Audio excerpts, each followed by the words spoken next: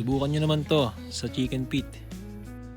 Pang ulam, pang pulutan, o pang papak. Bahala ka na. Lalaga muna natin ang paa ng manok. Samahan natin ng bawang sibuyas, luya, asin, paminta. Pakukulan lang natin ng mga 20 minutes yan. Then hanguin natin. After natin hanguin, pipirito naman natin. Gigisa pa rin natin katulad ng dati. Lalagyan natin ng patis, then tuloy-tuloy lang ang paggigisa. Lalagyan natin ng tomato paste, then bubuhos na natin yung pinirito nating paa ng manok. Lagyan natin ng star anise, tsaka yung broth kanina. Gagamit pala ako dyan ng rice white vinegar. Pwede namang suka. Lalagyan na rin natin ng Worcestershire, toyo, oyster sauce, paminta, asukal, then tatakpan natin. Lalagyan ko na rin ng pangpalasa, siling haba tsaka siling pula.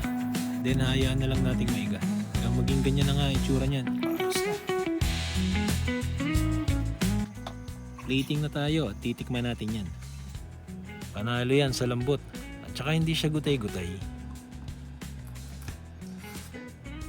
Talagang maglalagkita ng nguso mo dyan.